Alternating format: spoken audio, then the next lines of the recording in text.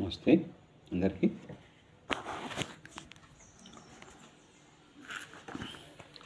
ఇప్పుడు కర్మయోగం, స్వామి వివేకానంద కర్మయోగ రహస్యం చూద్దాం. జనులకు శారీరావశ్యకాలను తీరుస్తూ భౌతికంగా తోడ్పడడం నిజంగా గొప్ప పనే. కానీ మనం చేసే సహాయం ఎంతగా మనిషి యొక్క అధికతరమైన అవసరాలను, దీర్ఘకాలిక అవసరాలను, ఉదాహరణ విద్య ద్వారా మేధోపరమైన వికాసాన్ని కలిగించడం, ఆధ్యాత్మిక జ్ఞానాన్ని అందించి జన్మ మరణ సంసార చక్రం నుంచి బయటపడడానికి తోడ్పడటం తీర్చగలిగితే అంత గొప్పగా పరిగణించబడుతుంది. ఒక గడియ పాటైన ఒక వ్యక్తి అక్కర్లను తీర్చగలిగితే నిజంగా అది అతడికి సాయపడటమే. ఓ ఏడాది పాటు అతడి అవసరాలను తీర్చగలిగితే అది అంతకంటే విశేషమైన సాయం అవుతుంది. కానీ అతడి కొరతలను శాశ్వతంగా తీర్చగలిగితే నిశ్చయంగా అది అతడికి చేయగల మహోత్తమమైన సాయం కదా. మన బాధలను శాశ్వతంగా తొలగింపగలిగినది తత్వజ్ఞానం మాత్రమే. తద్విరుద్ధమైన ఎలాంటి జ్ఞానమైనా మన అవసరాలను కొంతకాలం వరకు మాత్రమే తీర్చగలదు. తత్వజ్ఞానం ఒకటే మానవుడి కోరికలను శాశ్వతంగా నిర్మూలిస్తుంది. కాబట్టి మానవుడి చేసే పారమార్థిక సహాయమే లోకంలో మహోన్నత సాయం. తత్వజ్ఞానాన్ని దానం చేసేవాడే లోకంలో నిరతిశయోపకారి. కాబట్టి మానవుడి ఆధ్యాత్మిక ఆవశ్యకతలను తీర్చిన వారే అఖండ ప్రతిభావంతులుగా కనిపిస్తున్నారు. ఎందుకంటే జీవితంలో మన సమస్త వ్యాపారాలకు పారమార్థిక పరతే మూలాధారం. ఆధ్యాత్మిక శక్తి సంపన్నుడు సంకల్పిస్తే సమస్త విషయాలలోనూ శక్తిమంతుడు కాగలడు. ఆత్మబలం లోపించిన వ్యక్తి భౌతిక అవసరాలను కూడా సరిగా సమకూర్చుకోలేడు. ఆధ్యాత్మిక సహాయం తర్వాత వచ్చేది విద్యా విషయక సహాయం.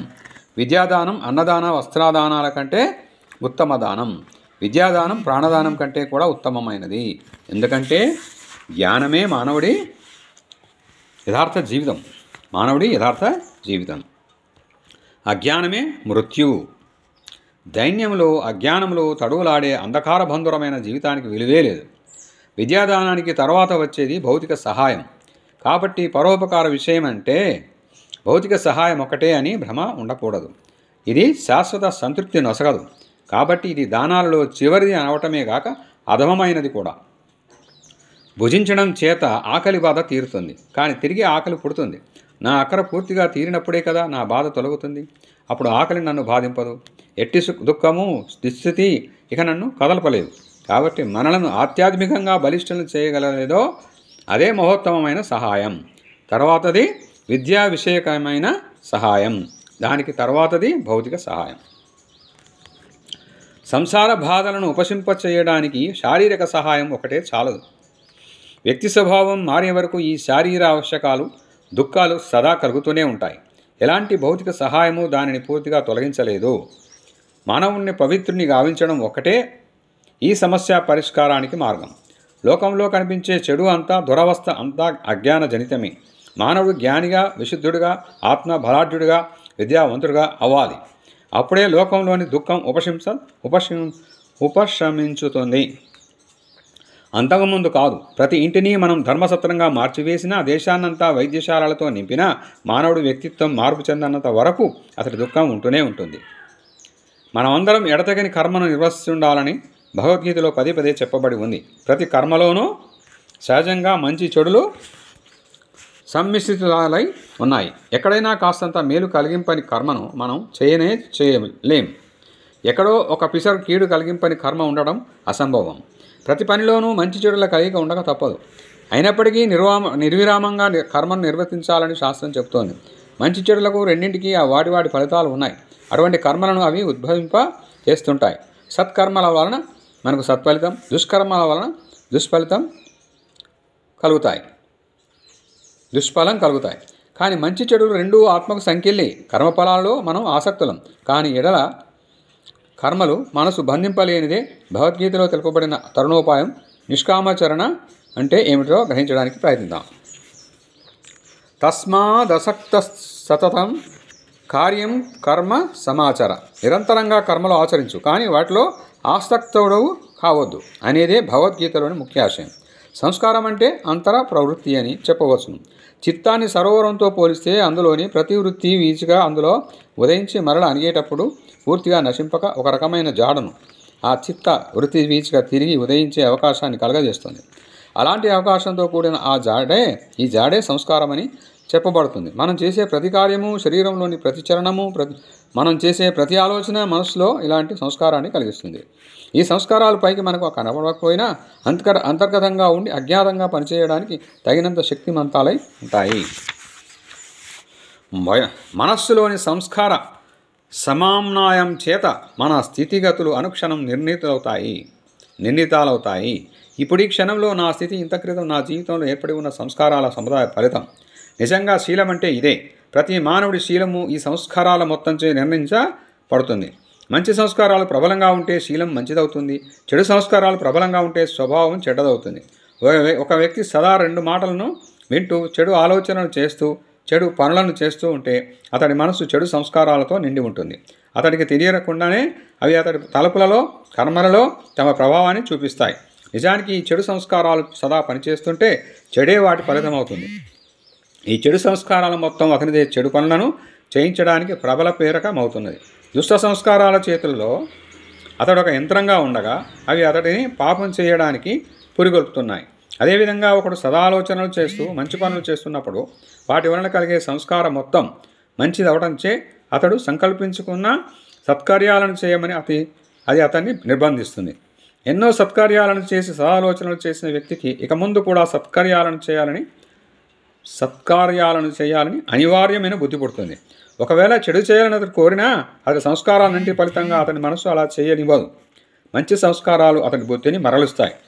వాటికి ఆ వ్యక్తి పూర్తిగా ఆధీనుడై ఉన్నాడు. అలాంటి వ్యక్తిలో సచ్చీలం సుప్రతిష్ఠితమై ఉన్నదని చెప్పవచ్చును. తాబేలు తన అవయవాలను బొరుసులోనికి లాగుకున్నప్పుడు నువ్వు దానిని చంపినా ముక్కలుగా కోసినా అవి అందులో ఉండి బయటికి రాని రీతిగా తన అవయవాలనే చిత్తవృత్తులను ఎవడు వశమనర్చుకుంటాడో అటువంటి వ్యక్తి శీలం శక్యంగాక స్థిరపడుతుంది. తన ఆంతరిక శక్తులను అతడు వశపరుచుకొని ఉన్నప్పుడు అతడి సంకల్పానికి వ్యతిరేకంగా ఏది అతడిని బాహ్యంగా కొనిపోదు. నిరంతర సద్భావాల చేత మనస్సులో మొలకెత్తే మంచి సంస్కారాలచే సత్కార్యాచరణ ప్రవృత్తి బలీయమైనప్పుడు ఇంద్రియాలను వశమనర్చుకోగలుగుతాం. ఈ విధంగానే శీలం స్థిరపడుతుంది. ఆ తర్వాతే మానవుడు సత్యాన్ని ప్రాప్తించుకోగలుగుతాడు. అలాంటి మానవుడికి సదాక్షేమమే. అతడు ఎలాంటి పాపం చేయలేడు. అతన్ని నువ్వు ఏ సంఘంలోనైనా పెట్టవచ్చు. అతడికి ఎలాంటి ఆపద రాదు. ఇలాంటి సత్ప్రవృత్తిగా కలిగి ఉండడం కంటే ఉత్తమమైన స్థితి ఉంది. అదే ముముక్షత్వం, ఆత్మస్వతంత్రేచ్ఛ. సమస్త యోగాలకు విముక్తే పరమావధి. లక్ష్య ప్రాప్యతలో అన్ని యోగాలు సమానాలే. బుద్ధుడు విశేషంగా ధ్యానం చేత, క్రీస్తు ప్రార్థన చేత పొందిన పరమపదాన్ని ఇతర యోగాపేక్ష లేక కేవలం కర్మచేతని పొందవచ్చును. బుద్ధుడు కర్మపరాయణుడైన జ్ఞాని, క్రైస్తు భక్తుడు అయినా వీరిద్దరూ ఒకే గమ్యాన్ని పొందారు. ఉన్న చిక్కంతా ఇదే. మోక్షం అంటే సంపూర్ణ విమోచనం. దుష్కర్మజనిత బంధం నుండే కాక సత్కర్మజనిత బంధం నుండి కూడా విమోచనం. ఇనుప సంఖ్యలలానే బంగారు సంఖ్యలే. నా వేలికి ముళ్ళు గుచ్చుకుంటే దాన్ని తీయడానికి మరొక ముళ్ళను ఉపయోగిస్తాను. పని తీరగానే రెండింటినీ అవతల పారేస్తాను. రెండూ ముళ్ళే అవటం చేత రెండవ ముళ్ళను భద్రపరుచుకునే అవసరం లేదు కదా. కాబట్టి దుష్ట సంస్కారాలకు సత్సంస్కారాల చేత ప్రతిక్రియ చేయాలి. మనస్సులోని మాలిన్యమంతా అదృశ్యమయ్యేంత వరకు దాన్ని గ్రహించండి. మనస్సులో ఓ మూల నుండి మన వశమై ఉండేంత వరకు దుష్ట సంస్కారాలను సత్సంస్కారాలనే నూతన తరంగాల చేత తొలగించుకోవాలి. కానీ తర్వాత ఆ సత్సంస్కారాలను సైతం నిర్జించాలి. అలా ఆసక్తుడు అనాసక్తుడు అవుతాడు. కర్మ ఉనర్చు కానీ నువ్వు చేసే కార్యం చేత కానీ తలంపు చేత కానీ నీ మనసులో ప్రగాఢ సంస్కారం కలగకుంటుగాక. చిన్న కెరటాలు రాని పోని ఘనకార్యాలు నీ కండరాల నుండి బుద్ధి నుండి వెలువడవచ్చును. కానీ మనస్సు మీద అవి ఎలాంటి ప్రగాఢ సంస్కారాన్ని కలిగింపకుండా ఉండాలి. కానీ దీనిని ఎలా సాధించాలి?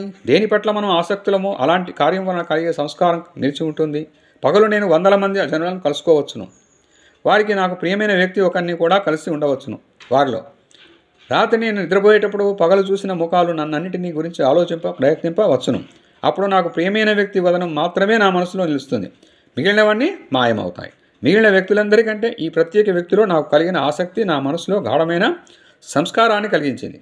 శారీరకంగా చూస్తే ఇందులోని నా సంస్కారాలన్నీ ఒక విధమైనవే. నేను చూసిన ప్రతి వదనము నా నేత్రాంత పటలం రెటీనాలో ప్రతిబింబించినప్పుడు మెదడు వాటిని లోనికి తీసుకొని పోయినా మనస్సులో వాటిచే ఏ విధమైన ప్రతిక్రియలు కలగలేదు. ఆ ముఖాలలో అనేకం పూర్వం నాకు పరిచితమైనవి కాక పూర్తిగా కొత్తవే ఉండవచ్చును. కానీ క్షణకాలం పాటు నాకు కనబడ్డ ఆ వదనానికి సంబంధించిన భావాలు ముందే నా మనసులో ఉండాలి. అతడి రూపం నా మనపలకం మీద అనేక సంవత్సరాల నుండి ముద్రితమై ఉంటుంది. అతన్ని గూర్చి అనేక విషయాలు నాకు తెలిసి ఉండాలి. అతని ఈ నూతన దర్శనం నా మనసులో నిద్రాణమై ఉన్న వందలాది స్మృతులను మేల్కొల్పింది. ఇతర ముఖాలు నా మదిలో ముద్రితాలైన దానికంటే 100 రెట్లు ఎక్కువగా అది ముద్రితమైనందువల్ల మనస్సు మీద విశేష ప్రాబల్యాన్ని చూపుతుంది. కాబట్టి అసంగుడవై వాంఛారహితుడవై ఉండు. కార్యాలను జరగనివ్వు. ఇంద్రియాలను తమ వ్యాపారాలను చెయ్యనివ్వు. సదా కర్మలను ఆచరించు. కానీ ఏ కెరటానికి నీ మనస్సును లొంగనివ్వవద్దు. కొత్తవాడి వలె, ప్రయాణికుడి వలె, యాత్రికుడి వలె ఈ లోకంలో కార్యాలను నిర్వర్తించు. నిరంతర కర్మ నిరతుడవై ఉన్నప్పటికీ బద్ధుడవు కావద్దు. బంధం భయంకరం. ఈ ప్రపంచం మన నివాసం కాదు. మనం చేసే యాత్రలో గమించవలసిన అనేక మజిలీలో ఇదొకటి. ఆత్మార్థతాత్ సృష్టే ప్రకృతి సమస్తం ఆత్మ కోసమే. ఆత్మ ప్రకృతి కోసం కాదనే సాంఖ్య సూత్రాన్ని స్మరించు. పురుషుడి శిక్షణ కోసం మాత్రమే ప్రకృతి ఏర్పడి ఉంది. దాని ఉనికికి ఇంతకంటే వేరే అర్థం లేదు. పురుషుడు జ్ఞానవంతుడై కైవల్యాన్ని పొందాలి. అందుకే ప్రకృతి సంస్థితమైంది ఉంది. మనం ఈ తత్వాన్ని సదా గుర్తుంచుకుంటే ప్రకృతితో మనస్సు ఎప్పుడూ సంగం పొందనేరం. ప్రకృతి మనం చదవాల్సిన గ్రంథమని, ఆర్జించవలసిన జ్ఞానం సంపాదించగానేక ఆ పుస్తకం మనకు పనికిరాదని మనం తెలుసుకుంటాము. కానీ ఏమైనా దీనికి బదులుగా మనం ప్రకృతితో తాదాత్మ్యం పొందుతూ ప్రకృతి కోసం పురుషుడు ఏర్పడి ఉన్నాడని, శరీరం కోసమే శరీరి అని తలుస్తూ సామాన్య లోకోక్తి ప్రకారం శరీరం నిలవడానికి తినడానికే శరీరం నిలుపుకుంటున్నాం. సదా ప్రకృతే మనమని భ్రమిస్తూ ప్రకృతి మోహితులవుతున్నాం. ఇలాంటి మోహం సంగం పుట్టగానే మనసులో ప్రగాఢ సంస్కారం ఏర్పడుతుంది. అది మనలను బద్ధులను చేసి స్వేచ్ఛతో కాకుండా బానిసల వలె పనులను చేయిస్తుంది.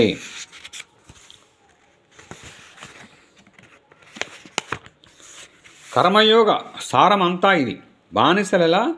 బానిసలా కాకుండా యజమానుల కార్యాలను నిర్వర్తించు. నిరంతరం కర్మ చెయ్యి, కానీ బానిసలా కాదు. ప్రతి వ్యక్తి ఎలా కర్మ చేస్తున్నాడో చూస్తున్నారు కదా. ఎవరికీ పూర్తి విరామం లేదు. 190 మంది బానిసలలా పనులు చేస్తుంటారు. దుఃఖమే దానికి ఫలితం. అది అంతా స్వార్థపరమైన కర్మ. కర్మ ఫలాసక్తి లేకుండా స్వేచ్ఛగా కర్మ చేయి. ప్రేమతో పని చేయి. ప్రేమ శబ్దార్థాన్ని గ్రహించడం చాలా కష్టం. స్వేచ్ఛ ఉంటే గాని ప్రేమ ఎన్నడూ రాదు. బానిసలో నిజమైన ప్రేమ ఉండదు. నువ్వు ఒక బానిసను సంఖ్యల చేత బంధించి నీ పనులు చేయమని నియమిస్తే గులాములా అతడు పనిచేస్తాడే కానీ అతడికి ప్రేమ ఉండదాలదు. కాబట్టి మనం కూడా బానిసలా విధంగా లౌకిక విషయాల కోసం మనరిస్తే మనలో ప్రేమ ఉండదు. మన కర్మ నిజమైన కర్మ కాబోదు. మిత్రుల కోసం, బంధువుల కోసం చేసే కర్మ మాత్రమే కాదు, మన కోసం మనం చేసే కర్మ సంగతి కూడా ఇలాంటిదే. స్వార్థపరమైన కర్మాచరణ బానిస చేసే పని లాంటిది. కర్మకు నిజమైన ప్రమాణం ఇది. ప్రేమ సంజనితమైన ప్రతి కార్యము ఆనందాన్ని కలిగిస్తుంది. అన్ని ప్రేమజనిత కార్యాలు మనకు శాంతిని, పవిత్రతను వసగుతాయి. నిజమైన అస్తిత్వం, నిజమైన జ్ఞానం, నిజమైన ప్రేమ ఒకదానితో ఒకటి శాశ్వతంగా సంబద్ధాలై ఉన్నాయి. ఈ మూడు ఒకటే. ఇందులో ఒకటి ఉంటే మిగిలిన 2 ఉండి తీరాలి. సచ్చిదానంద స్వరూపమైన అద్వితీయ బ్రహ్మానికి ఇవి మూడు రూపాలు. ద్వంద్వ దశకు దిగినప్పుడు ఆ బ్రహ్మం ఈ ద్వైత ప్రపంచ రూపంలో మనకు కనిపిస్తుంది. ఆ జ్ఞానమే ప్రాపంచిక జ్ఞానంగా పరిణమిస్తుంది. ఆ ఆనందమే మానవ హృదయం వేద్యమైన నిజమైన ప్రేమకంతకు మూలాధారం. కాబట్టి నిజమైన ప్రేమ వలన ప్రేమించే వ్యక్తికి కానీ ప్రేమించబడే దానికి కానీ ఎప్పటికీ బాధ కలగదు. ఒకడొక స్త్రీని ప్రేమించాడు అనుకుందాం. ఆమె పూర్తిగా తనకే దక్కాలి అని అతడు కోరుకుంటాడు. ఆమె ప్రతి కదలికను గురించి ఎక్కువగా అనుమానిస్తాడు.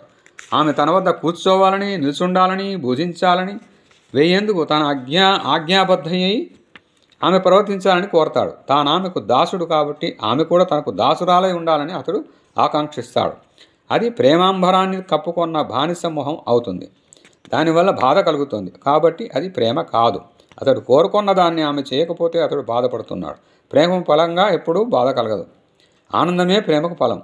ఆనందప్రదం కాకపోతే అది ప్రేమ కాదు. ప్రేమ కాని దానిని ప్రేమ అని భ్రమించడమే అది ఎలాంటి బాధ, అసూయ, స్వార్థపరమైన భావం కలగని విధంగా నీవు నీ భర్తను, భార్యను, బిడ్డలను, లోకాన్ని, విశ్వాన్ని ప్రేమింపగలిగినప్పుడు నీవు అసంగుడవు కాదగ్గ స్థితిని పొందినట్టు. శ్రీకృష్ణుడు అర్జునుడితో ఇలా అంటాడు: అర్జున, ఇలా చూడు, క్షణమైనా నేను కర్మను విరమిస్తే సర్వప్రపంచం నశిస్తుంది. కర్మను చేయడం వల్ల నేను పొందే లాభం రవంత కూడా లేదు. నేను ఏకీశ్వరుణ్ణి, మరి నేనెందుకు కర్మ మునర్చాలి? జగత్తును ప్రేమిస్తాను కాబట్టి భగవంతుడు విశ్వాన్ని ప్రేమించడం చేత అసంగుడై ఉన్నాడు. అలాంటి నిజమైన ప్రేమ మనలను కూడా అసంగులను చేస్తుంది. ఎక్కడ సంఘం ఉన్నా, ప్రాపంచిక విషయాల పట్ల మమకారం ఉన్నా, అది అంతా ఒక రకమైన ప్రాకృతిక రేణువులకు కలిగే భౌతికాకర్షణమై అది రెండు శరీరాలను సదా ఒకదానితో ఒకటి ఆకర్షిస్తూ అవి సన్నిహితాలు కాజాలన్నప్పుడు బాధ కలిగిస్తుందని మీరు తెలుసుకోవాలి. కానీ నిజమైన ప్రేమ భౌతిక సంబంధంపై ఆధారపడింది కాదు. అలాంటి ప్రియులు ఒకరికొకరు కొన్ని వేల మైళ్ళ దూరంలో ఉండవచ్చును, కానీ వారి అన్యోన్యమైన ప్రేమ ఎప్పుడూ ఒకే విధంగా ఉంటుంది. అది నశించదు, ఎన్నటికీ అది బాధాకరం కాబోదు. ఇలా అనాసక్తి అలవాటు చేసుకొనడానికి జీవితకాలమంతా పట్టవచ్చును. కానీ ఈ స్థితిని పొందగానే ప్రేమ పరమావిధి నీ పొంది విముక్తులమవుదాం. ప్రకృతి బంధాల నుండి విడివడి ప్రకృతిని దాని యథార్థ స్వరూపంలో దర్శిస్తాం. ఇక ప్రకృతి మనలను బంధించలేదు. పూర్తి స్వతంత్రులపై అప్పుడు కర్మఫలాలను నిష్కమంతా కూడా లక్షించాం. కర్మఫలాలు ఎలాంటివైనా కానివ్వు, ఎవరు లక్ష్య పెడతారు?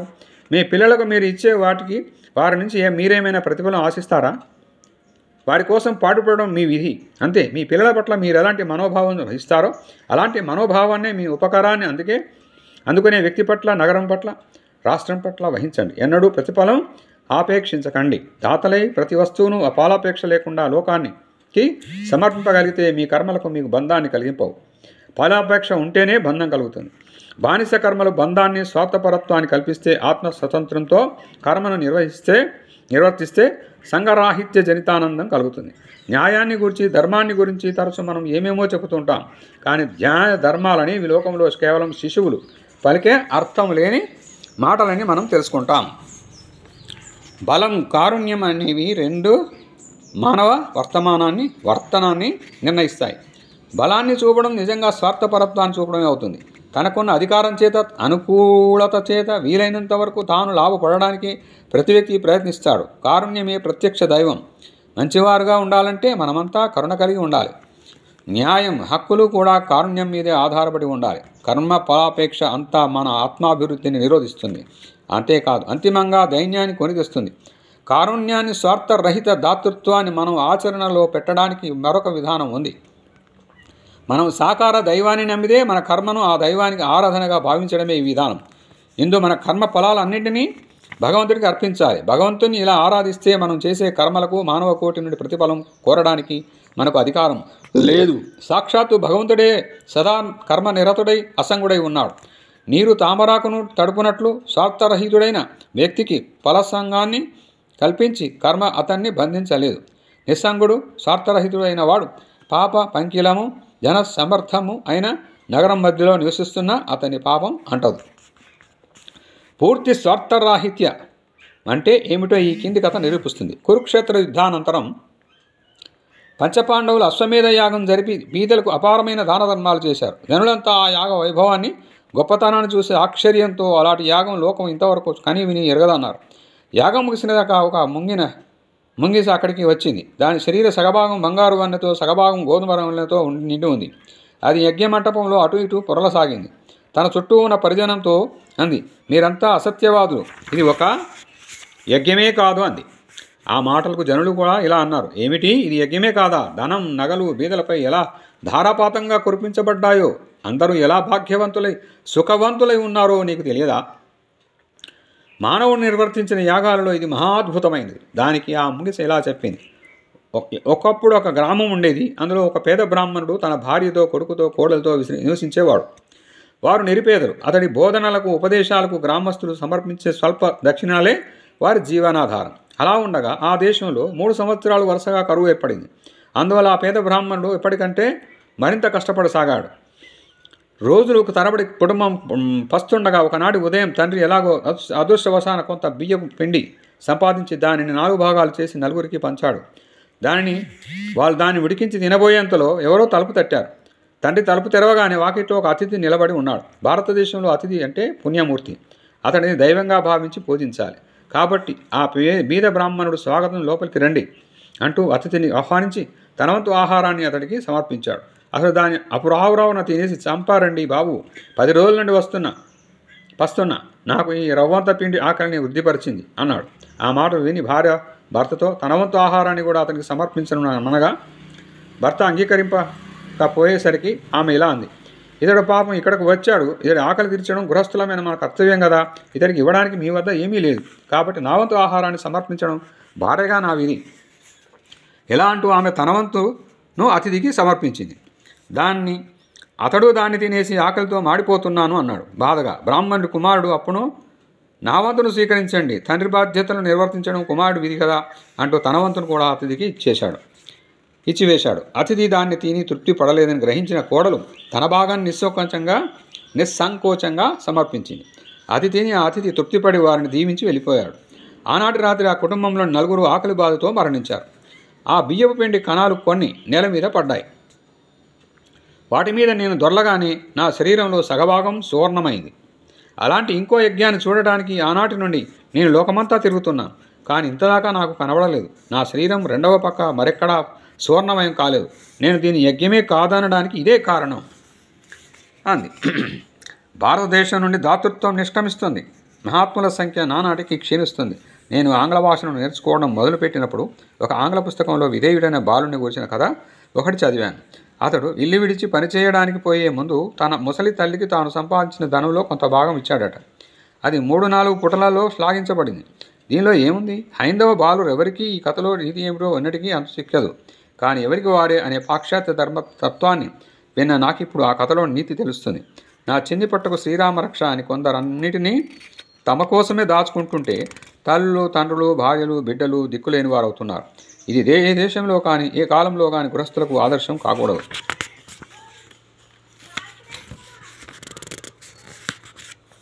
కర్మయోగం అంటే ఎలాంటిదో మీకు ఇప్పుడు తెలిసింది. ప్రాణాలను కూడా లక్ష్య పెట్టక, ప్రశ్నలేవి అడగకుండా పరులకు తోడ్పడమే కర్మయోగం. అనేక వేల సార్లు వంచిపబడ్డా ఏమీ అడగవద్దు.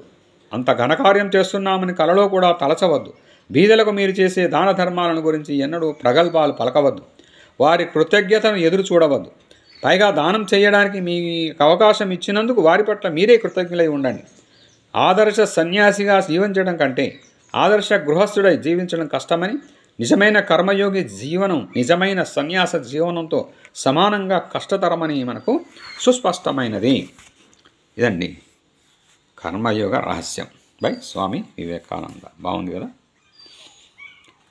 Thank you viewers, thank you subscribers, thank you for your likings, thank you for your sharings, thank you for your engagement, encouragement, thank you for your suggestions.